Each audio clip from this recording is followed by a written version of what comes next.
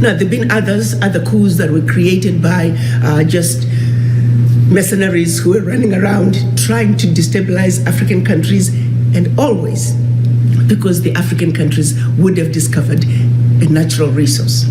And they created those coups. So while the locals are fighting, thrown into a civil war, they will be siphoning that natural resource. We know the game now. We've seen them play the game. So it's not like there was no attempt to pull back.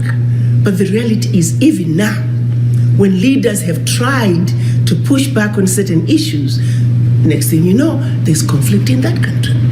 And who are they using for the conflict? Us. The people who are going to be toying on the streets, it's us, the Africans. And we are going on the streets fighting somebody else's war because we simply do not know. Let me bring it home, for example.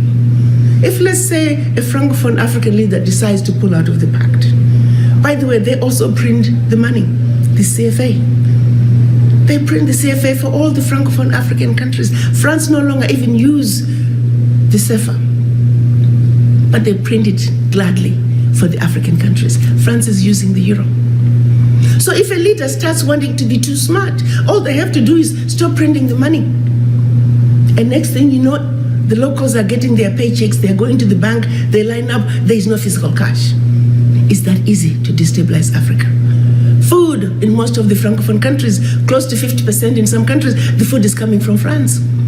If you start acting like you're too smart, they simply stop sending food. And before you know it, the shelves are empty. And the locals start demonstrating. And they'll be demonstrating and blaming the president. I am not saying our African presidents don't have any blames. Nobody's without blame. No country is perfect. No leader is perfect. I get that. But what I'm saying is, in order for us to make sure when we demonstrate, when we complain, we are complaining about issues that are truly matter to us, not issues that we are being thrown into because somebody else has a different agenda. They're basically throwing a shiny object in one direction, and we run after the shiny object when the real issue is over here. So what I'm talking about is like Africa is like a tree. The problems of Africa, such as youth unemployment, poverty, disease, starvation, those are the leaves on a tree. They're drying up. Today, this country has the problem. Tomorrow is that country. Tomorrow is... Those are the issues. They're leaves. They're going to come and go. The branches, they're going to die, but they'll come back season after another. But until you address the issues of the root, this tree will always be a problem. For Africa, the root has to do with the Berlin Conference. We must be clear that the Berlin Conference is alive and well. A decision that was made 124 years ago remains alive and well today. In addition, after the Berlin Conference, they did something just as deplorable. They set out to let the Africans believe everything African was bad and everything European was better and more desirable. That's the rule of divide and conquer. That's the legacy of colonization. Have you ever wondered why, when you try to go home at the airport, if you travel with our brothers and sisters who happen to be Caucasian, they get better treatment by our own people? I was trying to go through the airport, I won't mention which country in Africa. I called the porter 3 times. The man would come and hang around. The minute I look another way, he's gone. I later found out from one of the porters that, we are looking for the white people because they pay more. My own people are discriminating against me. Thanks to the Berlin Conference. Thanks to the legacy of colonization. Thanks to the rule of divide and conquer. Those are some of our realities. How do you address that? We must understand it. We must realize on an individual basis that we are suffering from this affliction that is called the legacy of colonization and the legacy of slavery. Because for true healing to take place, for sustainability to take place, it has to start with a conversation with the image in the mirror. So when it's all said and done, our understanding of what is really going on in Africa, what is really making Africa end up where Africa is where we need to begin. So for today, I ask you to understand the Berlin Conference and its relevance to you today, its relevance in your family today, its relevance to your country and to your continent and to the world wherever Black people are.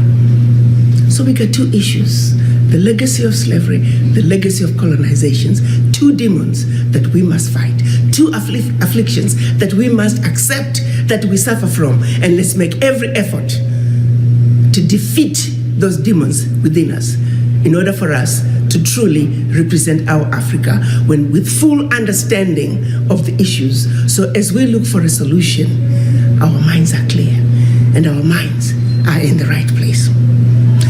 Allow me to take a moment to then take you to 1963.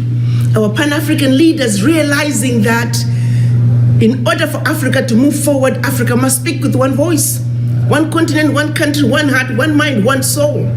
So they met in Addis Ababa in 1963, and they created the OAU, Organization of African Unity. It was an attempt to regroup and undo the boundaries that were imposed upon us. Unfortunately, when they went to Addis Ababa, they were still divided. We had the Casablanca group who were Pan-Africanists who says African Union now, Africa for the Africans. But unfortunately, there were only 7 of them: Ghana, Guinea, Mali, Egypt, Morocco, Algeria, and Tunisia. And the rest of the African countries were the nationalists. They were the Monrovia group. They said, no, let's go slow. They won. We often say, when the Pan-Africanists lost in 1963, Africa lost. 55 years later, we're still going slow. All is not lost, however. Last year, 2018, our leaders came together in Kigali. They agreed on a decision which is now called the African Continental Free Trade Area. This agreement, they are saying we must speak with one voice, we must negotiate with one voice as a bloc, as one Africa, because as Africa, we are a heavyweight and we belong with heavyweight boxers. We belong with the big boys. There's parity there.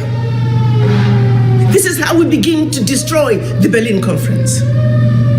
And of the 52 heads of states who have signed on to this, we only need 22 ratifications.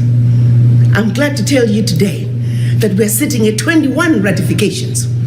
We have only one more ratification for the African Continental Free Trade Area to become the law of the continent, and implementation is expected to begin in June of 2019. Now that's how we destroy the Berlin Conference. In addition, they also signed in March of last year the protocols for the free movement of people, where they are saying unanimously, the African heads of states, the children of Africa must live and work wherever they choose. That too is in the process of being ratified. Over 30 heads of states have signed, and I believe we are sitting at about 3 or 4 ratifications. Already, regionally, the leaders are loosening the requirements to get into their countries. A lot of countries now are visa on arrival. There's a lot of good news coming out of your Africa. And I'm here to share with you that we must be part of that change. We must be part of that vibrancy that is Africa. You see, everybody else around the world is strategizing on how to take advantage of this new Africa whose doors are swinging wide open. The only people who are not strategizing to move into your Africa and claim what is rightfully yours are us, Black people. Why can't we be like the rest of the other diaspora in this world?